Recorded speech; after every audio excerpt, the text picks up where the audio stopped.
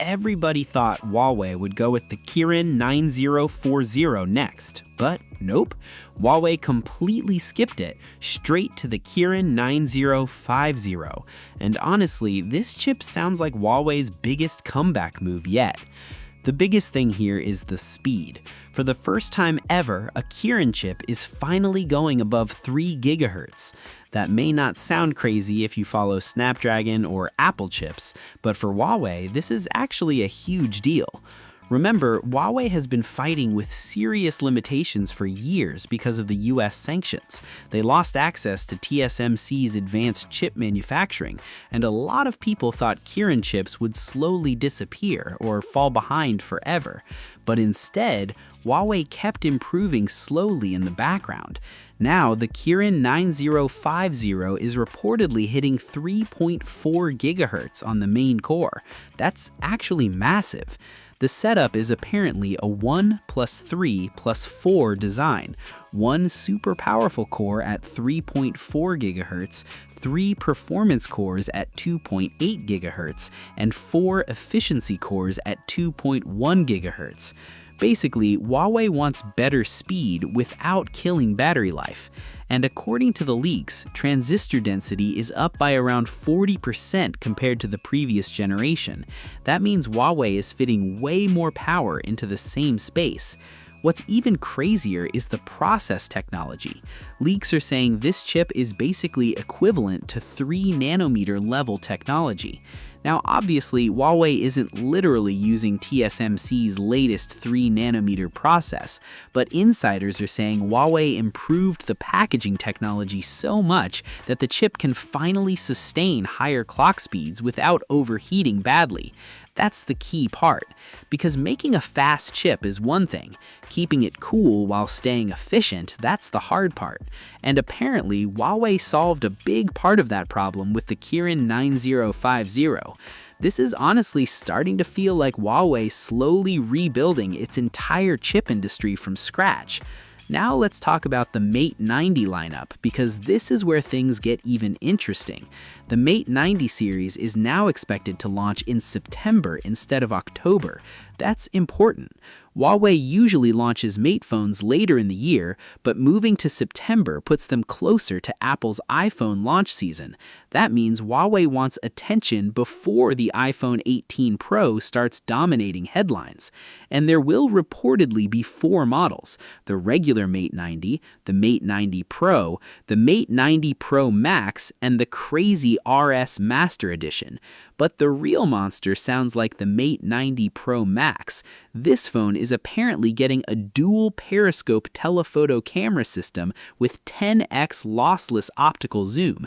10 times, not digital zoom tricks, actual optical level zoom quality. That's insane for a normal-sized flagship phone.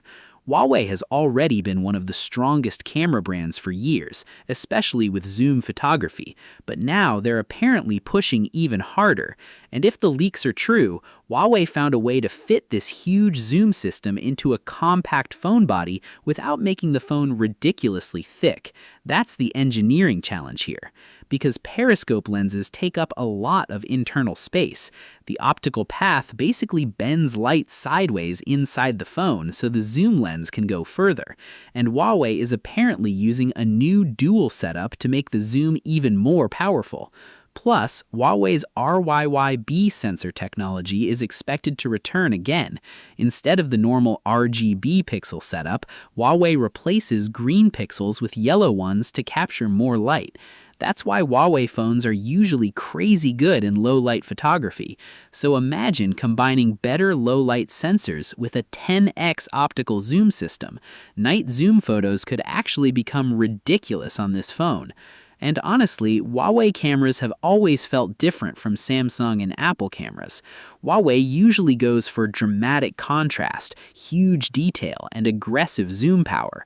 Some people love it, some people think it's too processed, but nobody can deny Huawei cameras are exciting. Now, there's another interesting part here.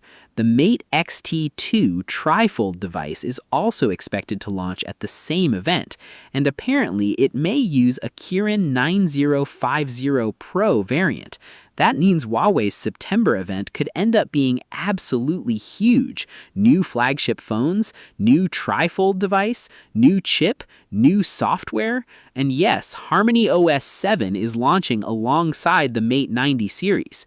Huawei has been slowly building HarmonyOS into its own ecosystem completely separate from Android, and every major Kirin chip generation usually launches together with a new HarmonyOS version.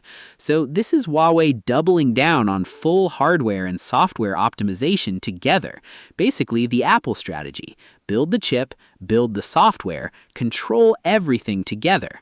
And honestly, that strategy is starting to work for Huawei again.